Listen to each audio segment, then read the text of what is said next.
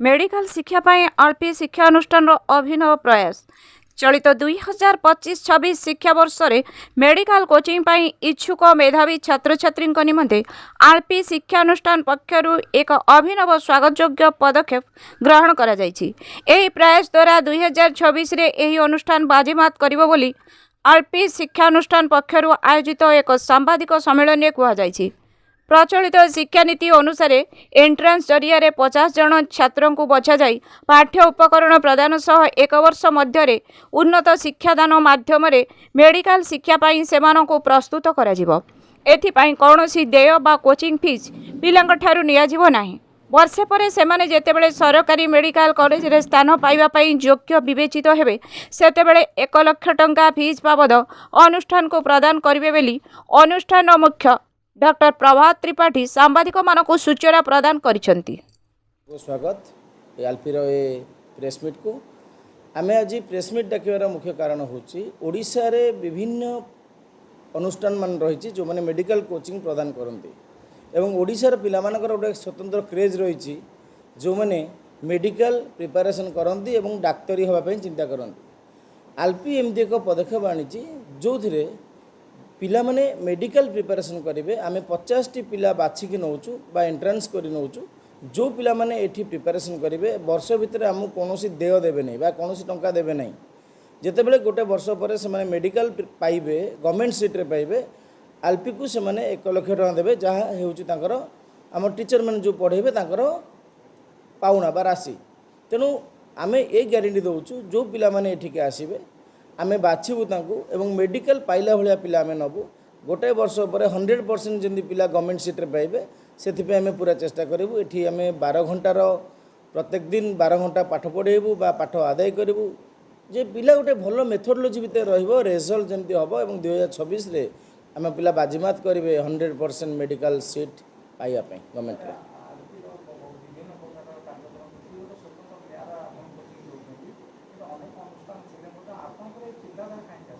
देखो आम विभिन्न प्रकार जिनस ये आल्पी गोटे स्वतंत्र अनुष्ठान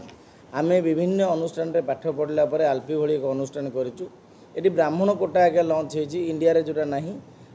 जदि गरीब ब्राह्मण पिला माने आम अनुष्ठान रे पढ़े +2 साइंस आम जो कॉलेज अच्छी 10,000 टंका माइनस कर पढ़ी पारे स्कॉलरशिप पाई पारे। ता सहित जो मेडिकल कोचिंग रो प्लानिंग आम कलु ये करूँ जे पिला माने रिजल्ट पाइबा दरकार। तेणु रिजल्ट पाइबापी हेले गोटे कसरत हवा दरकार प्रॉपर्ली पढ़ा दरकार। तेणु पढ़ापी आल्पी गोटे बेस्ट प्लाटफर्म दौची जो प्लाटफर्म रे पिला माने एठी पाठ पढ़ी पारे 12 घंटा प्रत्येक दिन एवं गोटे वर्ष पर मेडिकल बा गवर्नमेंट सीट रे से माने पाई परिबे। सबचंद्र भैया डिपार्टमेंट ऑफ बायोलॉजी आउ आल्पी तरफ ये जो एक्सक्लूसिव कार्यक्रम ए वर्ष ठारू आरंभ करा जाउची गोटे नुआ अभिप्राय आम रखीछु एठी जे बिना पैसा रे आम पिला पाठ पढ़ेबू गोटे वर्ष प्रिपारेसन करेबू।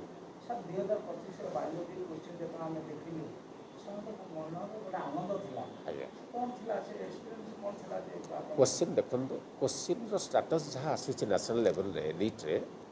आम टीचर हिसाब से आम जहाँ अनुभूति आम पढ़ी विगत 20 वर्ष है गोटे अनुभूति हूँ आज्ञा जी एनसीईआरटी को भल भाव में बुझी पाठ पढ़ी से आज्ञा 85 ରୁ 90% से क्वेश्चन से आराम से करें। तो आम ये सन्देह जे पिला जिते मैंने सब आम नीट एग्जाम दौरान से समस्ते एनसीईआरटी क्लीयर नुहति ये कनसेप्ट को आने मुख्य उद्देश्य है पछर चिंताधारा है गरीब पिला माने जो मैंने बहुत थर प्रयास करके विफल होती आम यही जगह चिंता करा जो लोक पिला कहवाक चाहूँ जे बिना पैसा आसतु गोटे वर्ष पढ़ंतु अभिज्ञ टीचर मान सांगरे आसिक पाठ पढ़ंतु तांकर गाइडेंस से तुम पाठ पढ़ एवं देख रिजल्ट केमती आसूँ।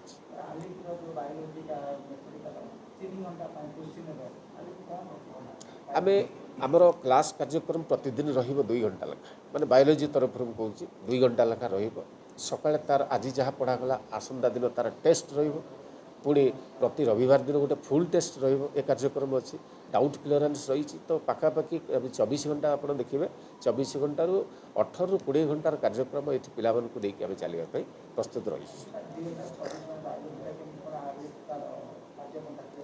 आम यथासंभव चेष्टा करूँ पिला दुईटी स्तर में प्रिपेरेसन करने गोटे है आपंकर एनसीईआरटी क्लीयरेंस फंडामेंटल क्लारिटी केते अच्छी ना आम से पूरा डिटेल कवर करूँ 11th और 12th सिलेबस ता छड़ा